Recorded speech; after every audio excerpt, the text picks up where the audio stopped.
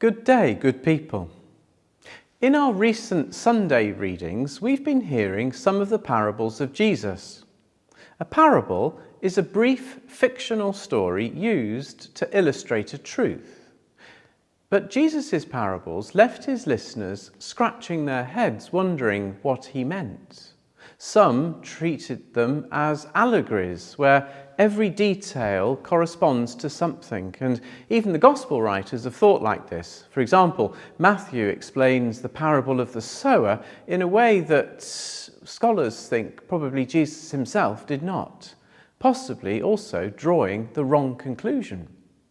The power of a parable is that it is open-ended and leaves us wondering, drawing us in and inviting us to further thought and contemplation. A lot depends on the context in which you hear or read a parable. For example, the parable of the prodigal son will sound different in the ears of a young man than it does of someone who is a father with money and an inheritance to spend. Some think that Jesus was deliberately creating a sense of mystery about God's kingdom, leaving people with a sense of ambiguity. Some parables were told against a certain group. For example, the parable of the wicked tenants implies criticism of the Jewish leaders.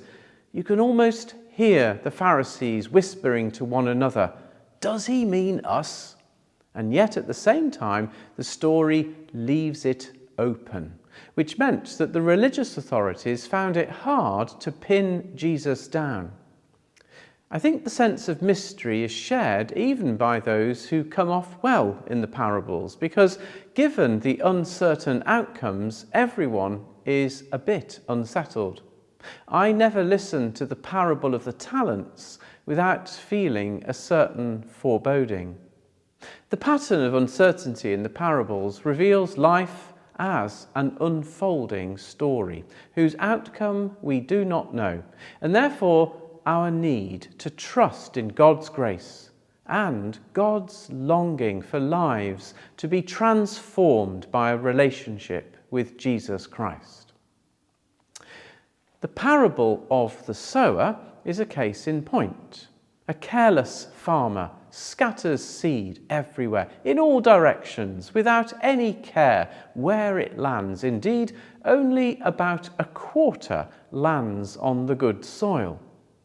God's grace is without limit, boundless and freely scattered.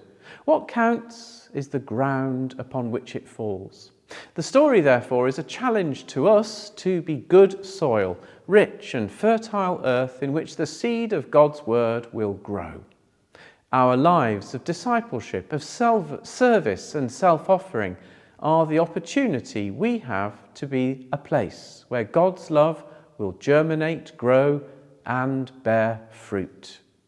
We need to cultivate the kind of soil, the kind of community where the grace of God, the generous, loving heart of God, will flourish and grow.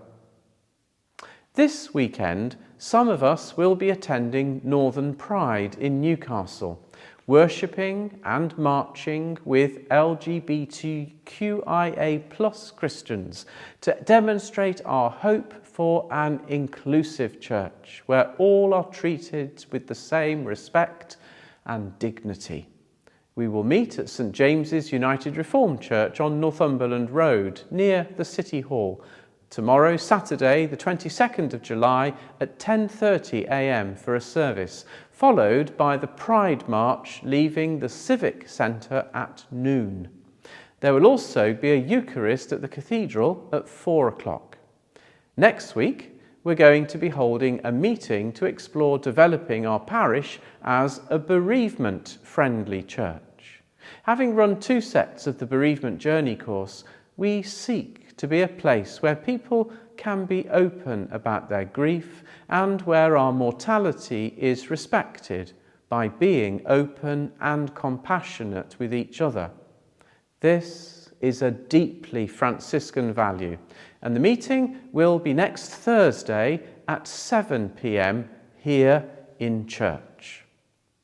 Our church culture is also nurtured by our capacity to be accessible, and we do offer large print hymn books and orders of service and employ a sound loop in the church. Just ask if you require these. Yvette is on a diocesan group responding to the national church's call for racial justice, and we look forward to substantive proposals for parishes.